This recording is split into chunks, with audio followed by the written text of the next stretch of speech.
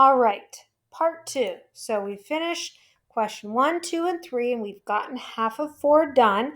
Now we also want to get more into why ATP is so important for energy and what does it have to do with energy. So let's go back to our video and keep watching. Its sugar is ribose. How do you get ATP? All cells need ATP, and so they need processes that can be used to generate it. But the process can differ. It might involve oxygen, such as aerobic cellular respiration. It might not involve oxygen, such as anaerobic respiration or fermentation. During cellular respiration, plants break down the glucose they made from photosynthesis to make ATP. During cellular respiration, animals break down the glucose they consumed to make ATP. And it's not just plants and animals. Bacteria, fungi, protists, and archaea, they all need to make ATP. We have a video on cellular respiration and another one on fermentation that can be helpful to understand the process. But one thing that we do want to mention about making ATP is it's important to understand it is part of a cycle. With the ATP cycle, you have ATP, which can be hydrolyzed, releasing energy and losing one of its phosphates in this process. A process like cellular respiration can provide the energy needed to add a phosphate to ADP in order to regenerate ATP again, which is important as ATP can be used quickly.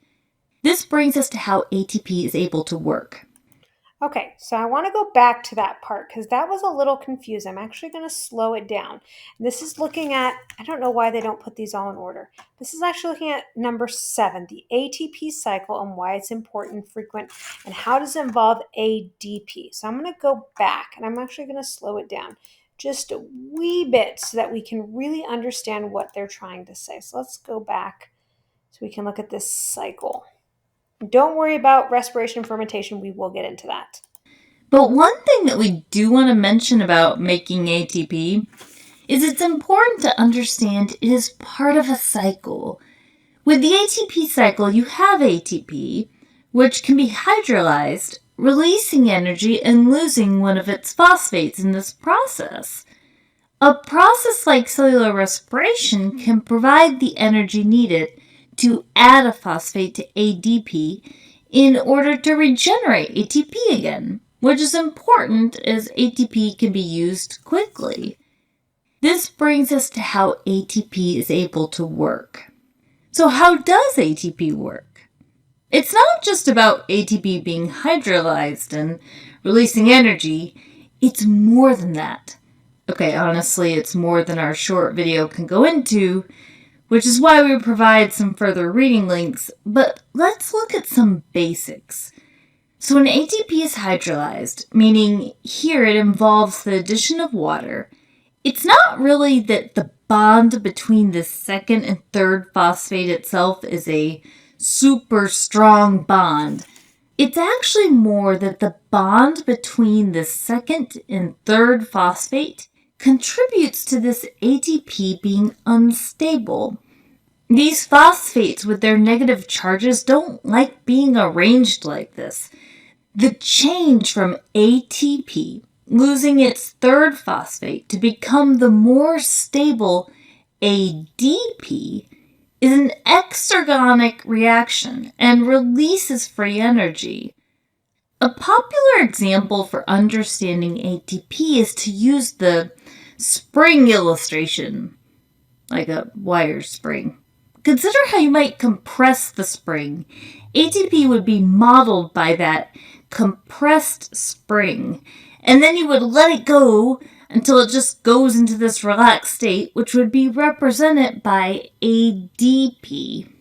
When ATP is hydrolyzed, if the energy was just released, it will likely not be useful for a cell if it's not actually coupled to something that needs it.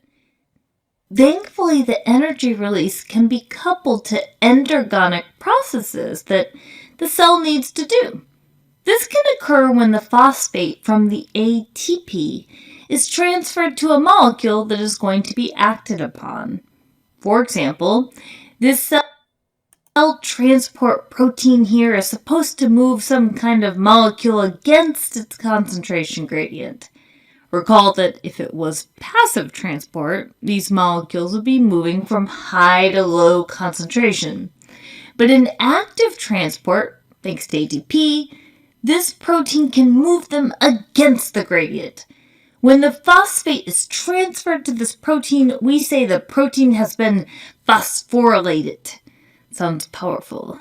We can say in our example that this protein is more reactive and less stable in this form, this phosphorylated intermediate state. When it reverts into its original, more stable shape, it can assist in moving them the other direction. So, from marvelous... Okay, so let's pause there and go back to our worksheets because they gave us a lot and I wanted to just let it play. So what we saw, and we kind of already know, again, the structure of ATP, is that there's these three phosphates, and you can see them here. Now, it's this bond between the second and the third phosphate that's really important, and it contributes to its ability to act as energy currency. And they made mention in the video that this bond, it's not that it's a really strong bond. In fact, it's more that it's unstable.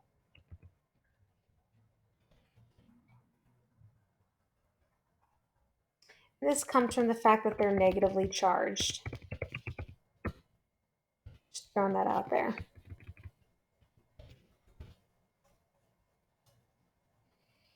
Okay, but it's that this unstable bond, when it breaks, when it becomes hydrolyzed, it's going to release energy.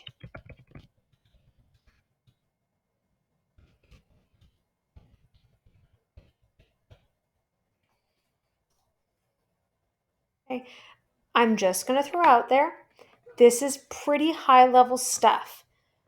Don't worry if you don't understand everything, but just know, at least if nothing else, that this is where this bond right here, and I would draw this in, this bond is where the most energy is stored. This is the bond that we want, which is why we go from ADP.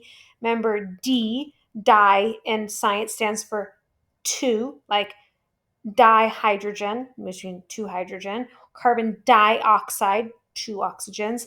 ADP, adenosine diphosphate, means there's only two phosphates. So it's not really an energy carrier for ADP, it's ATP that has all the energy. So this is where, right, that energy is stored. Energy rich bond. Okay. Okay. So what do they mean by this being a cycle then?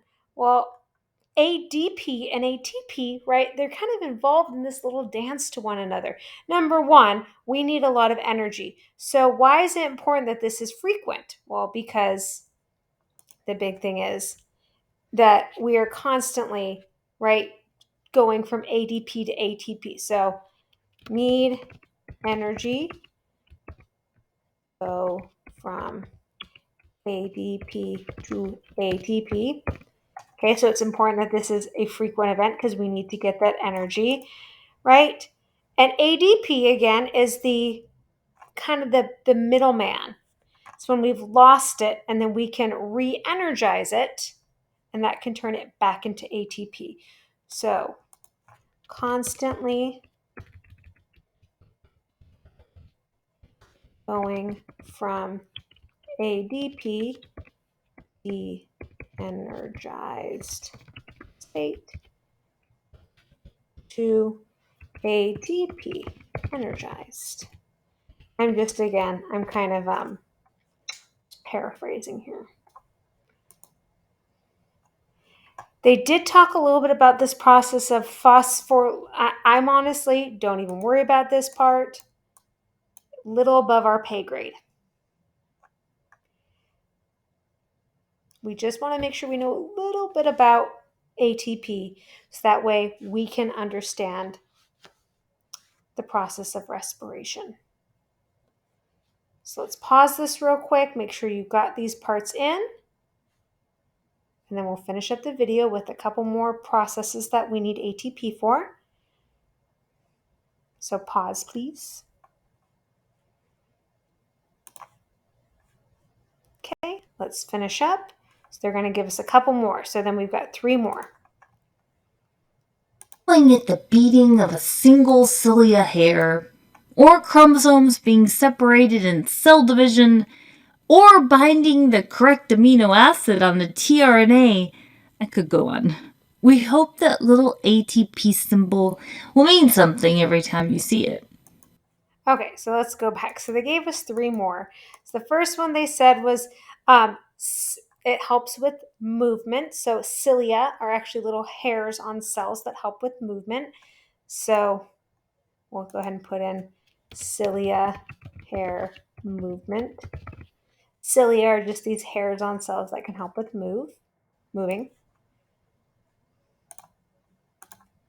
Okay, then they talked about when chromosomes are being separated in division. So we need energy during cell division. When we get to cell division, you'll understand what we mean, cell division or separate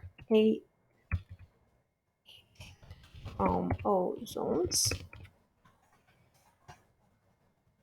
And then last but not least, right, for binding correct amino acids on tRNA. This we will get into as well. So binding correct amino acids, binding correct amino acids on tRNA.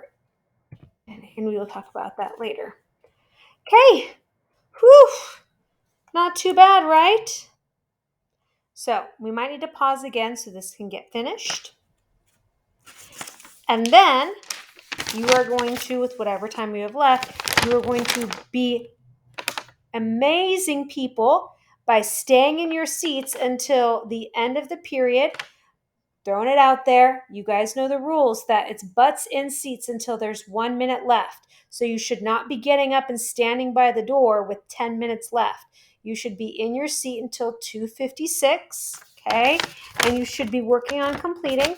So the first part of the page is all about ATP. You're going to read about ATP and answer those questions. And then it's going to talk a little bit about energy in the cell, especially about the mitochondria. Everyone's always mitochondria is the powerhouse. Well, why? Why does the mitochondria and ATP and all this interrelated? Okay, so your goal is to get as much of this done. You should not be slacking off. If cell phones are out, I give these sub permission to write down names, and there is going to be consequences when I come back tomorrow. Please be good. I miss you. I guys hope you had a great winter break, and I will see you tomorrow. Bye, guys.